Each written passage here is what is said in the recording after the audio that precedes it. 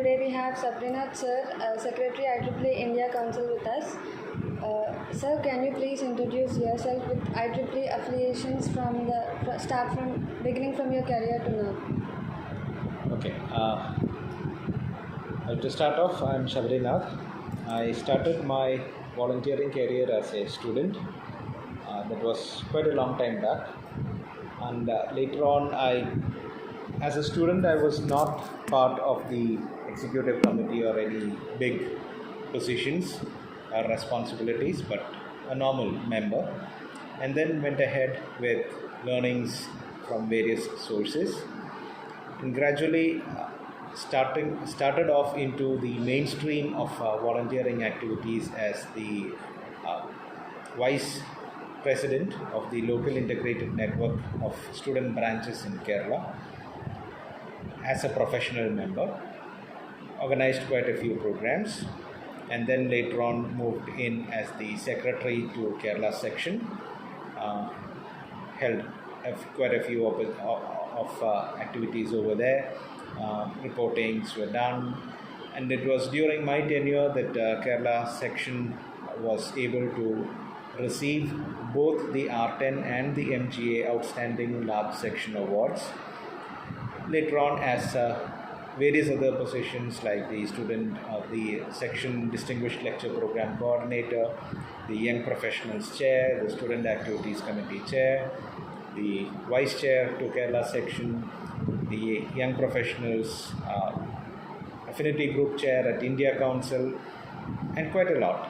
And I've been awarded the Outstanding Branch Councillor Award, the Outstanding Volunteer Award for Kerala Section, and also the MGA Young Professionals Achievement Award. So, very briefly, that's it about me and my IEEE volunteering activities. Thank you, sir. And how has IEEE contributed to the advancement of technology and innovations? How has IEEE contributed to the advancement of technology and innovations is not a simple answer that can be said over an interview here, because everything and anything you see, even the audio recorders that we are recording right now, the devices that we are capturing this interview as such, has some standards which are put forward by the IEEE for it to work the way it is working. One aspect that most of us do not kind of take it for granted is the devices that we create might not always work the way we expect it to work at the design phase. In those aspects, if we go ahead and look at standards and design specifications put forward by organizations like the IEEE, that is going to help a great deal. So, contributions of IEEE, immense. Okay. So, what IEEE publications do you find most influential and why? It depends on the research that we are doing at that point in time. Any research article that you start your learning journey with is from the IEEE stable. You would find that the top rated articles are in the IEEE transactions stable or the journals stable. So out of the many publications, something that we can trust to start off with data points and is from the IEEE stable. So that's how we take for granted whatever is published in the IEEE and continue researching on it.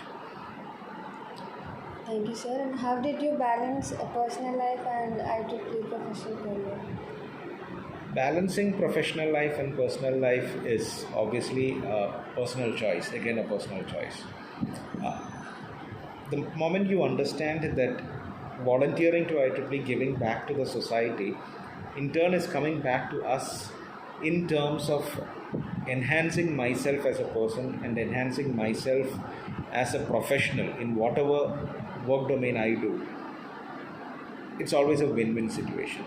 So the win-win situation is the driving force of balancing professional and personal life. Okay, so are you currently working on any research, sir?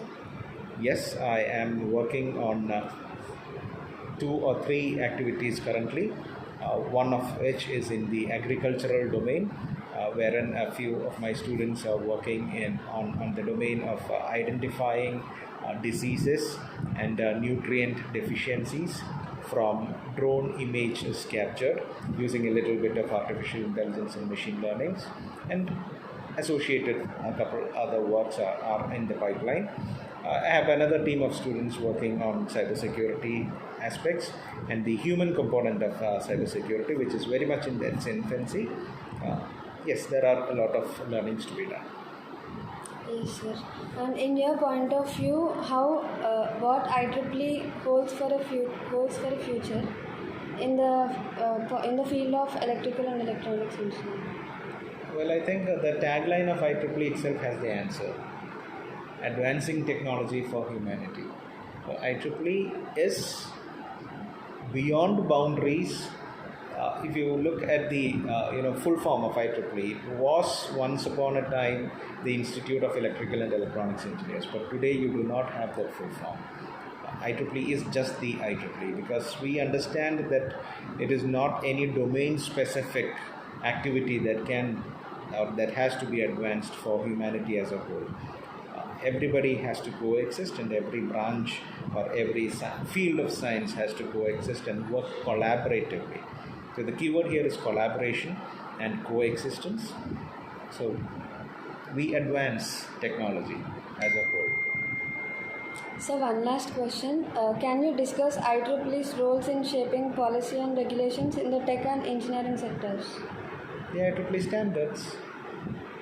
The IEEE standards are giving us frameworks on what has to be done, on what can be done, and in what direction should our design thinking go on. So IEEE, through its standards, is the policy framework for developing technology for humanity as a whole. Thank you, sir. You're welcome.